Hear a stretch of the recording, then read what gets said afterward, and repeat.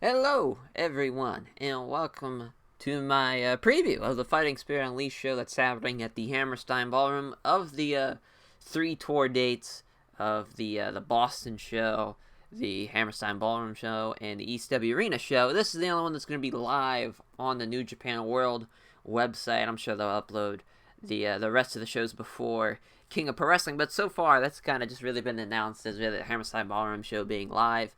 And now the card has been announced, or at least I just now seeing it as it says it's happening Saturday the 28th, which and I think on the New Japan World website it says it's going to be live on that day as well. But I wouldn't be surprised if it airs on Friday. Though it's weird, it's kind of weird how sometimes the Japanese dates are posted for the New Japan World site when it's going to be on the U.S. time period. So look for it Friday, Saturday.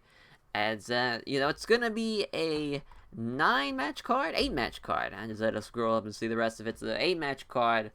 As far as some matches to see. Obviously, with this tour, anytime you see a tour like this in the U.S., it's a house show. For the most part, I'm surprised it's even aired on the New Japan World. But I get it with at least the Hammerstein Ballroom. I'm surprised the ECW Arena wasn't live too, because really those two, they're set for TV. You can easily film it, but I will take just one of them here with the Hammerstein Ballroom, as there is a title match, the never open weight title match, Kenta and Yoshihashi. But we'll go on to the star of the show, Ren Narita taking on TJP in the opener. As obviously Ren Narita, this is kind of a battle of new LA Dojo versus old LA Dojo. As Ren Narita recently, after the Destruction in Kobe show, officially joined the LA Dojo, and he was sent on an excursion to the U.S. As far as, in TJP, one of the original guys that was a part of the original LA Dojo back in 2001, early 2000s, him, Bryan Danielson, Rocky Romero, Ricky Reyes. I always forget Ricky Reyes was part of that group, but that's another point. But just seeing, TJP, he came back to New Japan with the Super J Cup tournament, and now for the U.S., he gets booked here. This is nice little junior type of matchup. We'll see. Obviously, Narita's going to take the fall, with TJP getting the win, but it'd be interesting. Now, this next match, though, I'm probably most looking forward to this match of any match on the card, which is kind of funny that it's a young lion versus an established star, but it's going to be fucking awesome. Carl Fredericks taking on Lance Archer. Excited to see how this plays out. Obviously, Lance Archer's going to win, but I'm excited to see how they build it. Because Carl Fredericks, he's super fucking talented. Even in this early stage, he's super talented, and he's got Lance Archer now, who's red hot off of his amazing run in the G1. Can't state that enough how fucking well he did. And now, kind of post that, he's here with Carl Fredericks, Hammerstein Ballroom. I hope the crowd gets into it. They probably won't, but you hope that they give it some passion and kind of getting the match onto that level. Because obviously Lance Archer, he's going to do his crazy shit. He's going to do a huge-ass choke slam. He might even do something like his crazy-ass tope does. You never know what he might do, but it'd be interesting to see how it plays out. Looking forward to it. Both guys I enjoy. Can't wait to see how they kind of blend together. Because, Fredericks, obviously being a young lion, he'll probably be a heavyweight. But obviously Lance Archer being kind of a more, the brute now of New Japan, being the kind of the big major heavyweight. As far as, kind of taking the role of Fale was, but they actually can work, and he, athletic and whatnot. It's going to be exciting to see how he does going forward. But for him, Carl Fredericks, fun to see. It's going to be a fun little match. As the next match of the next one, the 20-minute time limit, another Young Lions versus Established Star. This time a tag match. So Mike Nichols and Juice Robinson taking on Alex Coughlin and Clark Connors. Obviously gets a nice easy win for Mike Nichols and Juice Robinson, who kind of need.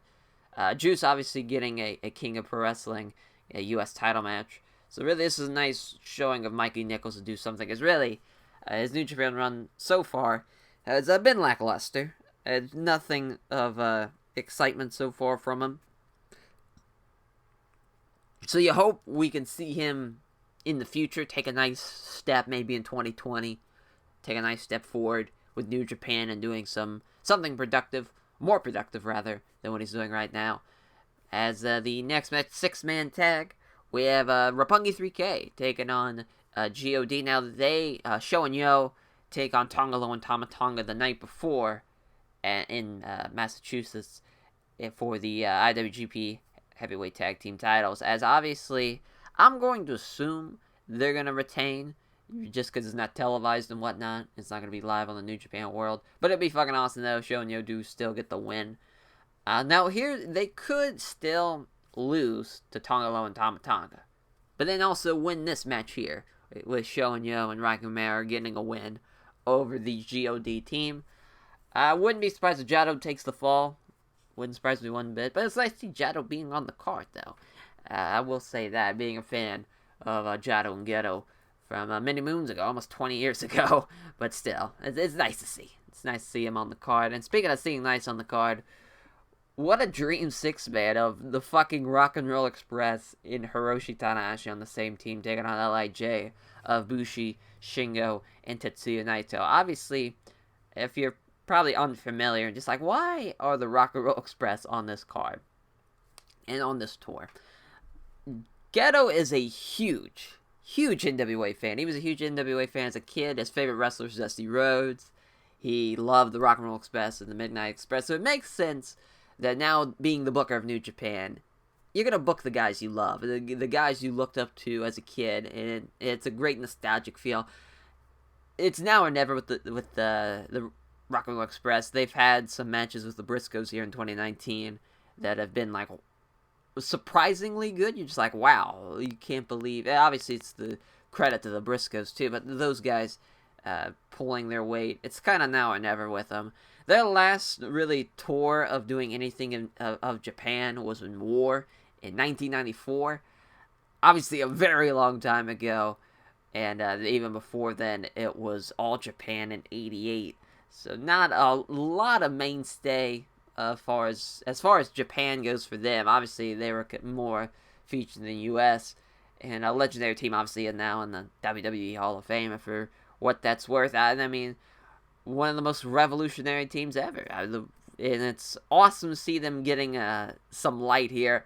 Hopefully the crowd doesn't shit on it. Hopefully they give those guys the respect they deserve. Because I know Yuji Nagata kind of had like a mark out pick with them earlier this year. And I figured that maybe somewhere down the line they would do something in New Japan. Especially with Gedo too. I'm surprised they haven't been booked sooner.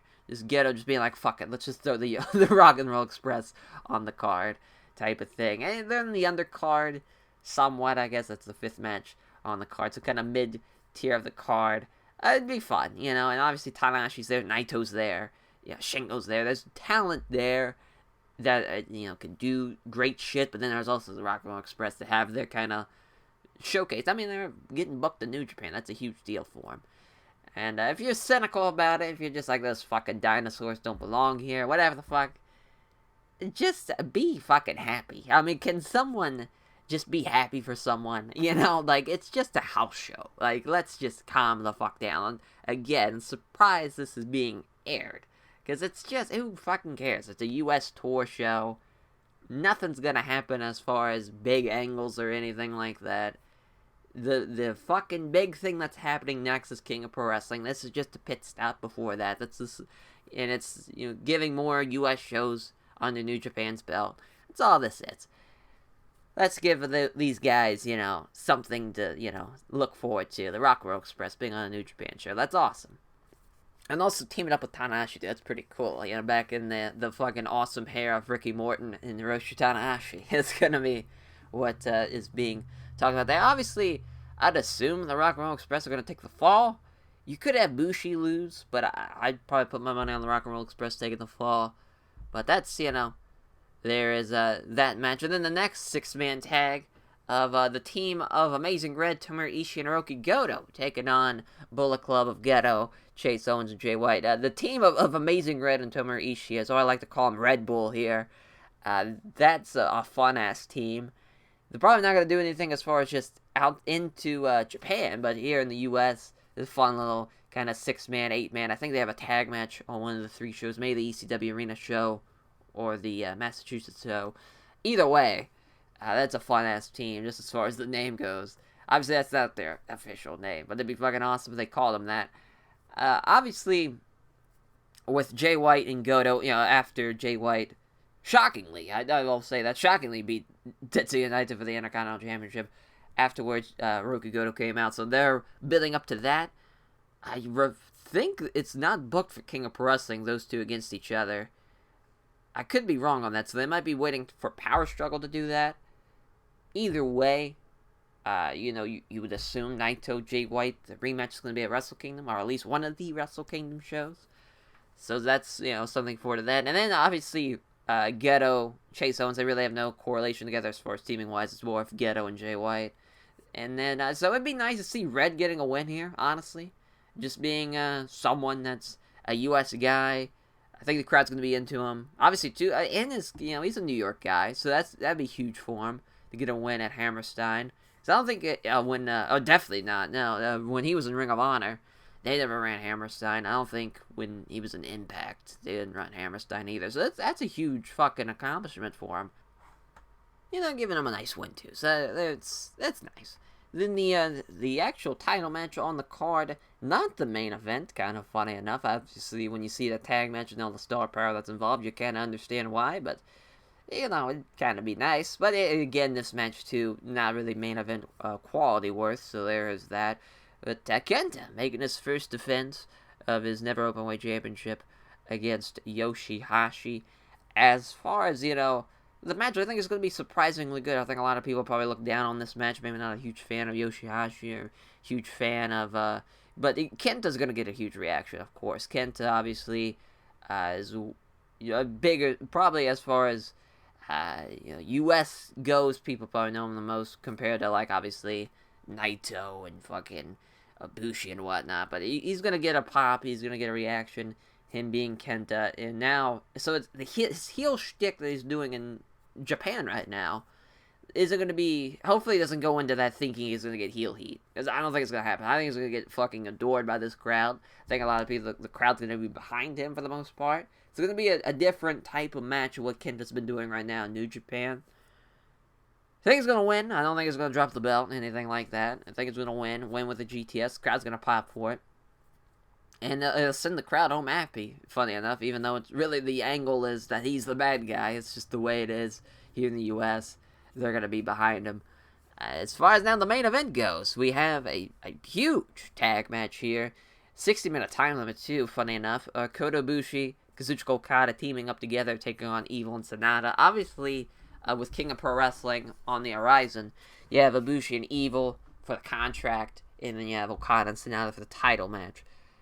And also, too, if you're looking into the future even more, if those two guys defeat Evil and Sanada, which I believe they will, that's, the Wrestle Kingdom tag, they're teaming up before they face off at Wrestle Kingdom.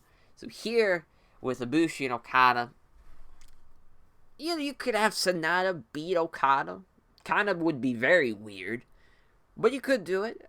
Also, too, you could have Evil beat Ibushi, kind of give those guys some momentum going into a King of Pro Wrestling. I don't think Sanada really needs it. I think he's just fine the way he is. Doesn't really need it. He's got some great momentum going for him. He's going to be fine. Evil, you could jumpstart a little bit, have him beat Ibushi, have him pin him there in this tag match, give him something to do. But, you could just... Obviously, Sanada's not going to lose to, Ibushi or something. That would kind of be awkward. Seeing him lose before his big title match would be a big no-no, in my opinion. Same thing with Evil. If Evil beats Okada and pins him, you could set up, Evil Okada power struggle. But that kind of be weird, too, seeing him lose before. That's something they could do. I'm going to go with Evil pinning Ibushi as my prediction, just as far as kind of the most logical sense out of all of them. Giving Evil something to look forward to into the title match before, or not really the title match, the briefcase match, before Ibushi beats him at King of Pro Wrestling. But all in all, again, I want to stress this enough. This is, that's the house show. This is a U.S. house show for the New Japan. So, with the tag match, as far as once you get past the Young Lion singles matches, or the Young Lion versus the Established Star guys, you have a lot of multi-man matches. That's what New Japan does. That's their bread and butter. Think of it like a Road 2 show or something like that. Very much a B-level show. And if there's anything exciting or anything as far as progress from a story perspective or even a title change, be very, very grateful for it, because I mean, it really shouldn't happen. If I'm being honest with you, it shouldn't happen. But it'd be cool. It's going to be very unique to see the Hammerstein Ballroom, show that's synonymous with U.S. indie shows, being run by New Japan. That's kind of very, I remember when that was announced, I was very like, wow, that's really cool, seeing Hammerstein and seeing the ECW Arena being run. Because obviously the big U.S. show for New Japan, it's already happened. It was at the Garden with a disastrous relationship with Ring of Honor. Now they fucking dropped that shit. They don't need it. So now, moving forward, running just New Japan only shows, I'm sure business will do well.